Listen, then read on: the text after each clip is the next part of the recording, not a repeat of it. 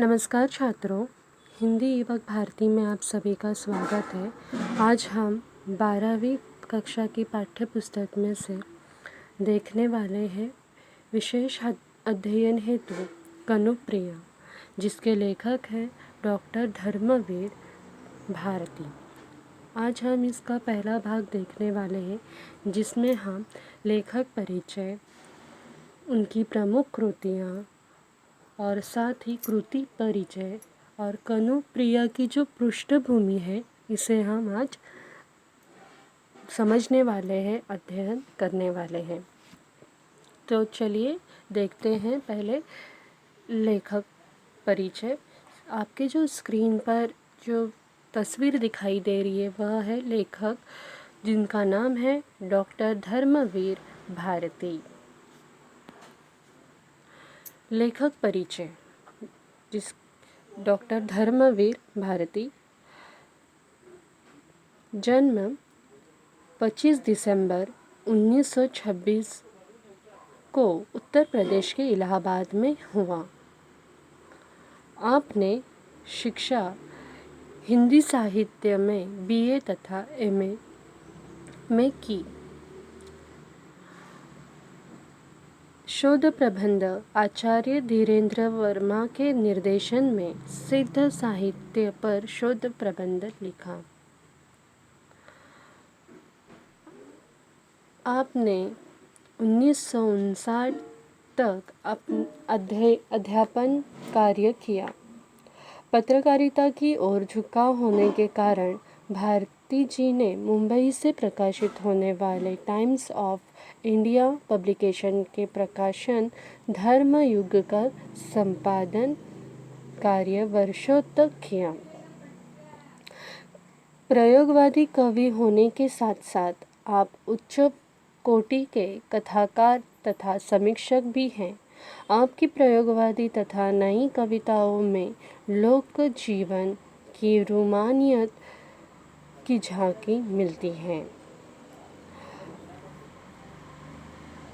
आपको सम्मान पद्मश्री, व्यास सम्मान, अन्य राष्ट्रीय पुरस्कार से अलंकृत किया गया है। आपकी मृत्यु 4 सितंबर 1997 को हुई। धर्मवीर भारती सफल संपादक थे, प्रयोगवादी कवि थे, सिद्धहस्त उपन्यासकार, उच्च कोटि के कथाकार भी थे।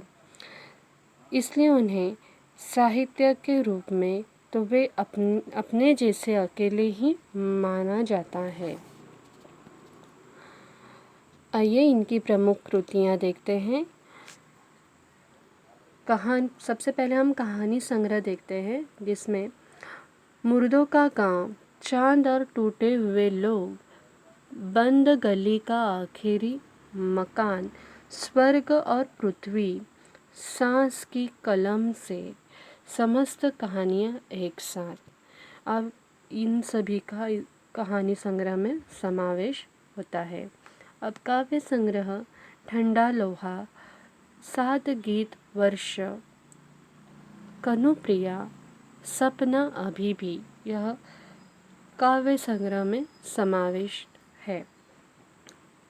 उनके उपन्यास गुनाहों का देवता, सूरज का 7वां घोड़ा, 11 सपनों का देश, यह भी सब उपन्यास में समाविष्ट है। निबंध ठेले पर हिमालय पश्यंती, इन्होंने ये निबंध लिखे हैं। एकांकी और नाटक, नदी प्यासी थी, नीली झील, आवाज़ का नीलाम आदि, ये उनके एकांकी और नाटक रह चुके हैं। पद्य नाटक अंधा युग, सृष्टि का आखिरी आदमी, यह उनके पद्य नाटक उन्होंने लिखे हैं। अब हम देखते हैं कृति परिचय। आधुनिक काल के रचनाकारों में डॉक्टर धर्मवीर भारती मूर्धन्य साहित्यकार के रूप में प्रतिष्ठित है। मूर्धन्य का अर्थ है श्रेष्ठ। कनुप्रिया भारती जी की अनूठी और अद्भुत कृति हैं जो कनु अर्थात कन्हैया की प्रिया अर्थात राधा के मन में कृष्ण और महाभारत के पात्रों को लेकर चलने वाला काव्य है। यहाँ पे कनुप्रिया का अर्थ दिया है कन्हैया और राधा। कन्हैया की प्रिया कौन है? राधा है। कनुप्रिया कृति हिंदी साहित्य और भारती जी के लिए मील का पत्थर सिद्ध हुई। मील का पत्थर सिद्ध हुई मतलब साहित्य जगत पर एक विशेष अलग प्रभाव पड़ा है। कनुप्रिया पर समीक्षात्मक पुस्तकें लिखी गई, परिचर्चाएं भी हुई, परंतु कनुप्रिया का काव्य प्रकार अब तक कोई भी समीक्षक निर्धारित नहीं कर पाया है कि यह महाकाव्य है या खंड काव्य, उसे गीति काव्य कहे अथवा गीति नाट्य। परिणामतः कनुप्रिया निश्चित रूप से किसी काव्य वर्ग के अंतर्गत आती हैं, यह कहना कठिन हो जाता है। कुछ आलोचकों के अनुसार कनुप्रिया महाकाव्य नहीं है।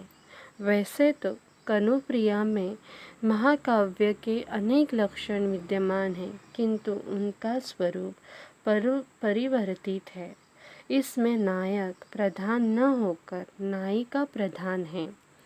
काव्य में सर्गबद्धता है, परंतु कनुप्रिया आधुनिक मूल्यों की नई कविता होने के कारण इसमें छंद निर्वाह का प्रश्न अप्रासंगिक है।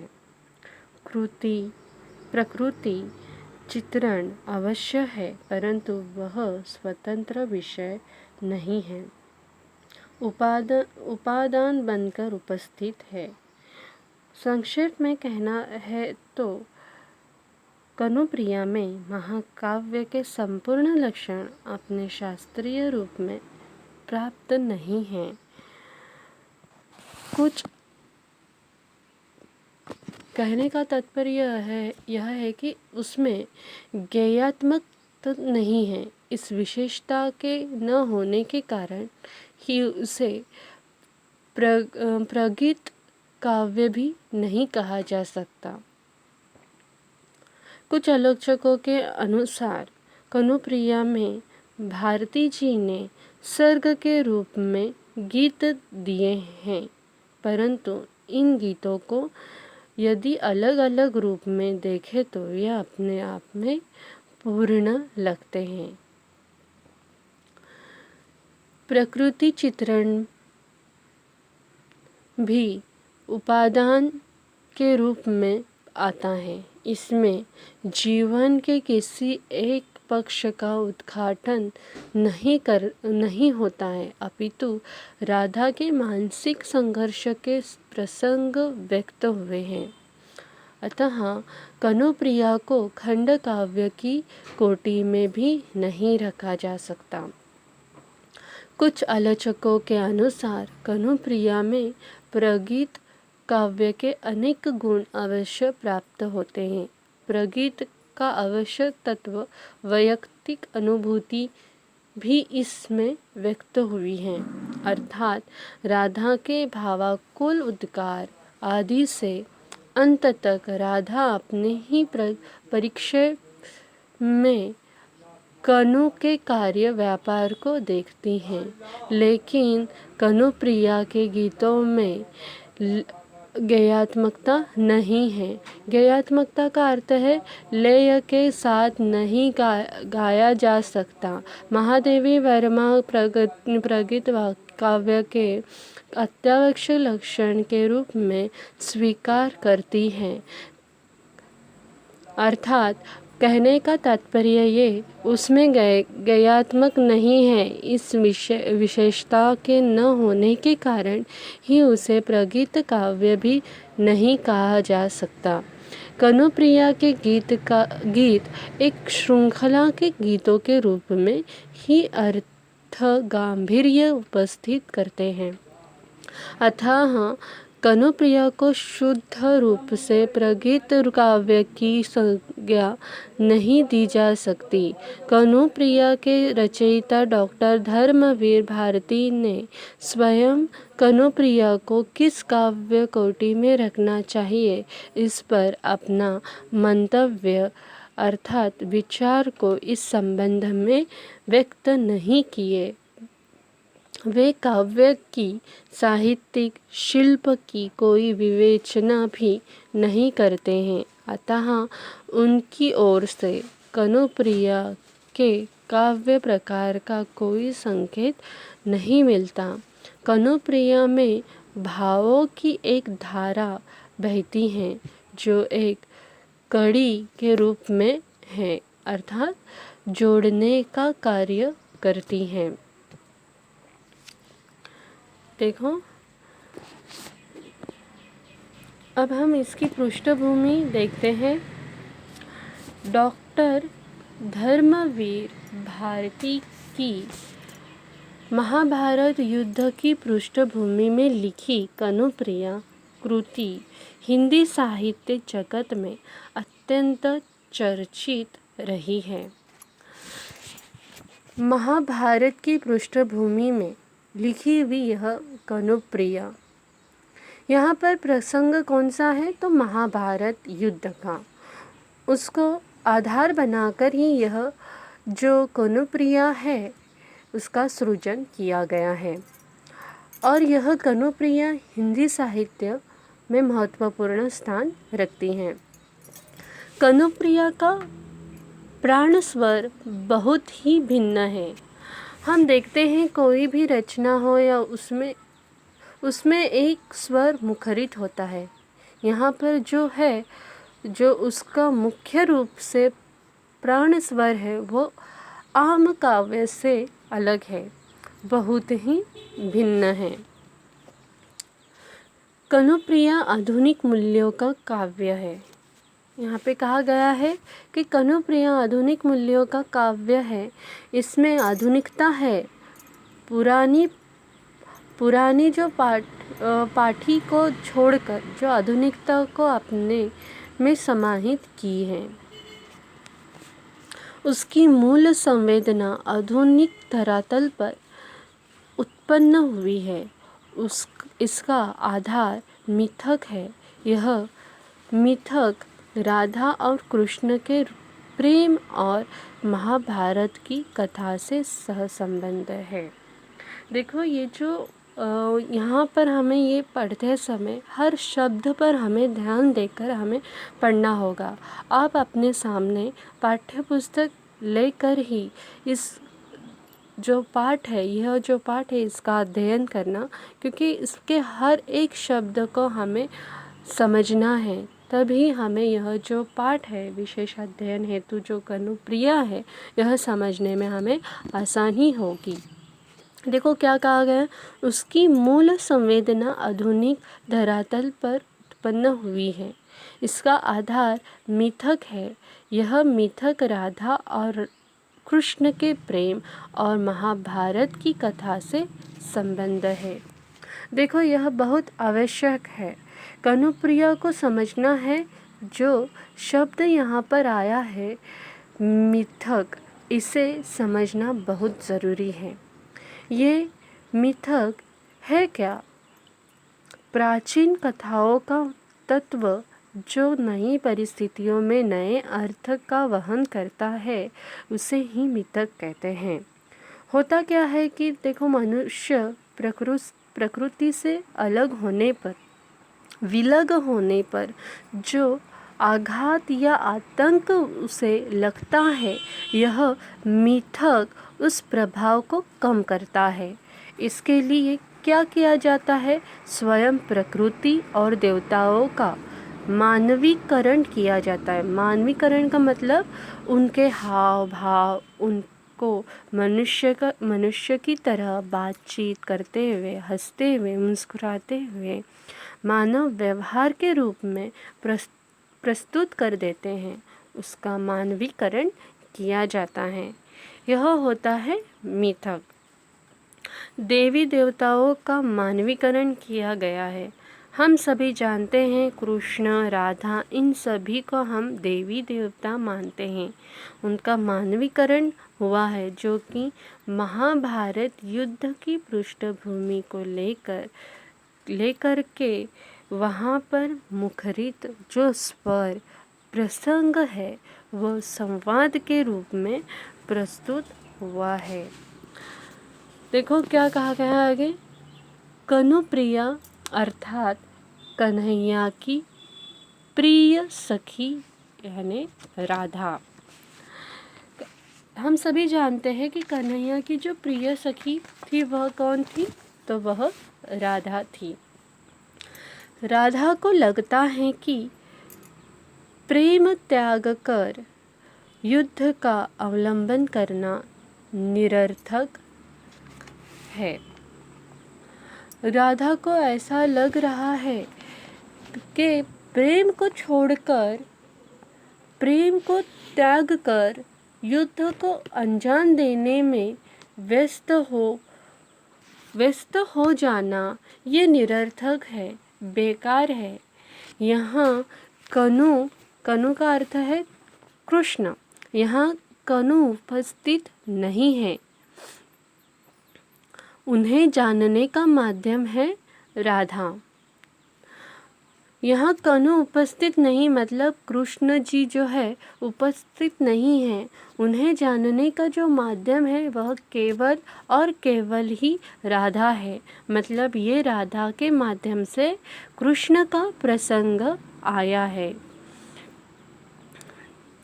धर्मवीर भारती का मानना है कि हम बाह्य जगत को जीते रहते हैं। अर्थात बाह्य जगत मतलब बाह्य जगत में जो सुख सुविधा रहती है, ऐशो आराम की चीज़ें रहते हैं, उन्हीं में हम जीते रहते हैं, सहते हैं और अनुभव करते रहते हैं। चाहे वह युद्ध बाह्य जगत का हो, चाहे बलिदान का, परंतु कुछ क्षण ऐसे भी होते हैं जब हमें अनुभूत होता है। अनुभूत का अर्थ है अनुभव की महत्व, बाह्य घटनाओं के उद्वेग का अर्थ है आवेश। बाहरी आवेश महत्व नहीं होता। महत्व होता है तो उसे चरम तन्मयता के क्षण का। उद्वेग का महत्व मतलब जो बाहरी आवेश है उसका कोई महत्व नहीं होता। अगर केवल महत्व होता है तो वह है तो चरम तन्मय के क्षण का। चरम तन्मय का अर्थ होता है तल्लीन, खो जाना, जिसे हम अपने भीतर साक्षात्कार करते हैं।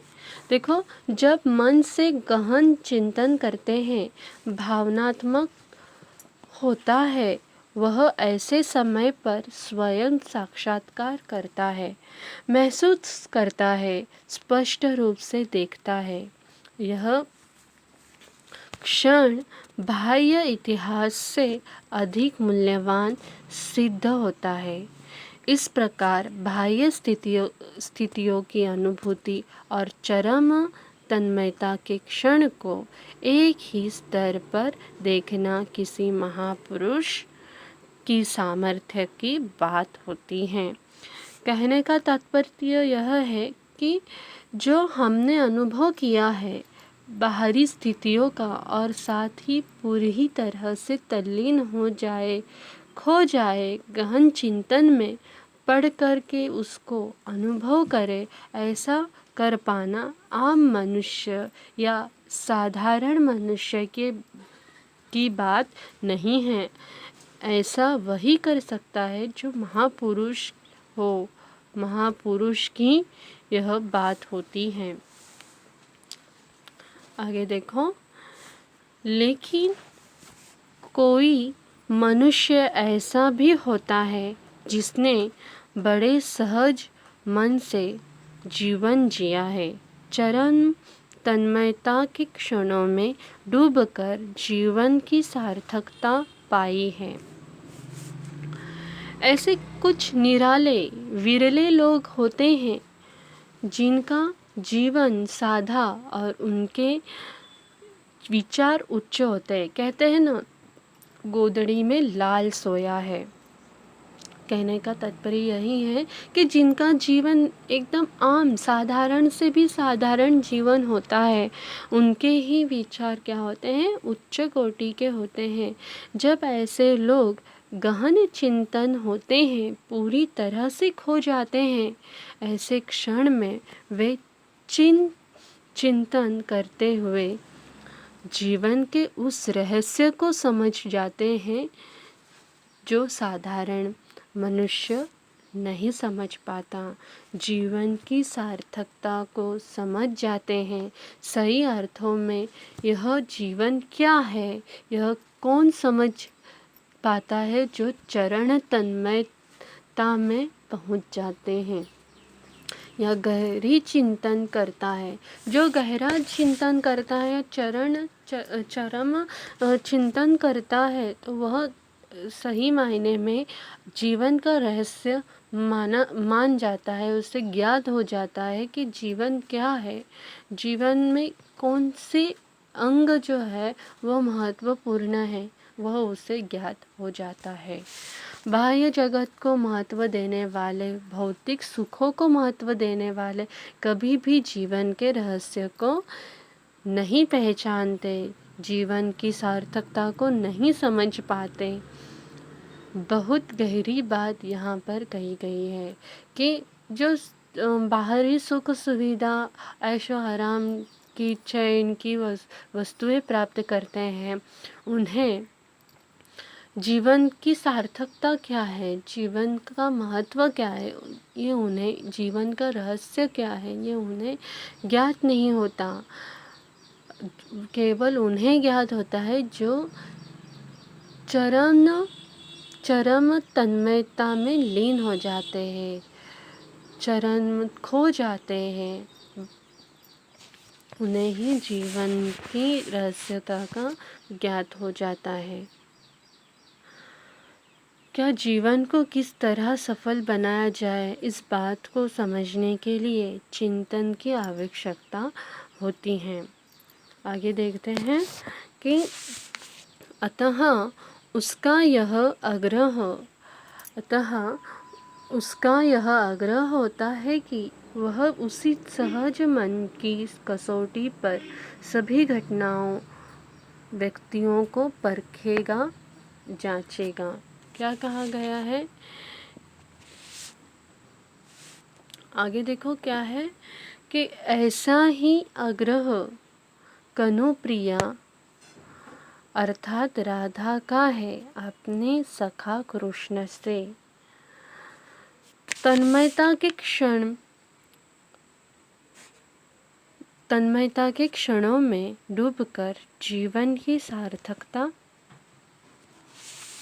क्या कहा गया, ऐसा ही आग्रह कनुप्रिया अर्थात राधा का है अपने सखा कृष्ण से। तन्मयता के क्षणों को जीना और उन्हीं क्षणों में अपने सखा कृष्ण की सभी लीलाओं की अनुभूति करना कनुप्रिया के भावात्मक विकास के चरण हैं। भावात्मक विकास के चरण हैं, अर्थात भावपूर्ण विकास के चरण। मतलब यहाँ पर जो भी प्रसंग है, कनुप्रिया अर्थात राधा के माध्यम से प्रस्तुत हो रहा है, वह जो है तन्मयता के क्षणों को जीना ही है। भावपूर्ण से वह गहरी चिंतन में ही है। उन्हीं क्षणों में अपने सखा कृष्ण की और लीलाओं को महसूस करती है, याद करती है। अब क्या कहा गया है कि ऐसे ही आग्रह जो है वह कनुप्रिया अर्थात राधा का है अपने सखा कृष्ण से, कि देखो तन्मयता के क्षणों को जीना और उन्हीं क्षणों में अपने सखा कृष्ण की सभी लीलाओं की अनुभूति करना, अर्थात कि वह इतनी तन्मयता के क्षणों में खो गई है, लीन हो गई है कि उसे अपने जो सखा है कृष्ण उसकी लीलाओं को वह महसूस करती है, याद करती है। इसलिए व्याख्याकार कृष्ण के इतिहास निर्माण को कनुप्रिया इसी चरम तन्मयता के क्षणों की दृष्टि से देखती है। बाह्य दृष्टि से उसे नहीं देखा जा रहा है, गहन चिंतन के माध्यम से चरम तन्मयता के क्षणों की दृष्टि से देखती है। मतलब अंतर्मुखी होकर वे अपने कृष्ण सखा की लीलाओं को याद करती हैं।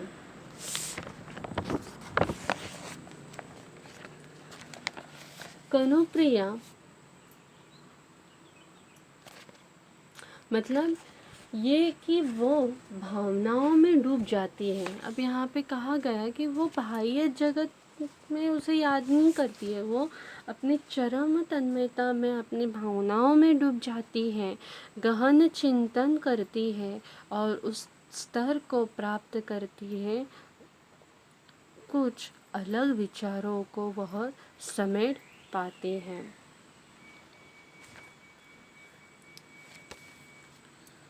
यह सब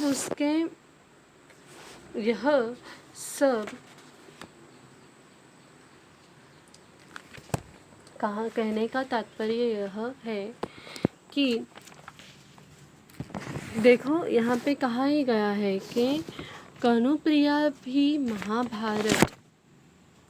महाभारत की उसी समस्या तक पहुँचती हैं जहाँ दूसरे पात्र भी हैं, परंतु कनुप्रिया उस समस्या तक अपने भावस्तर अथवा तन्मयता के क्षणों द्वारा पहुँचती है। वो केवल अंतर्मुखी होकर ही वो वहाँ पर उस स्तर पर पहुँचती है, उन विचारों को समेटती हैं केवल अपने चरम तन्मयता के स्तर पर। कहा गया है आगे देखो क्या कहा गया है कि यह सब उसके अनजाने में होता है, क्योंकि कनुप्रिया की मूल प्रवृत्ति संशय अथवा जिज्ञासा नहीं अपितु भावोत्कट तन्मयता है।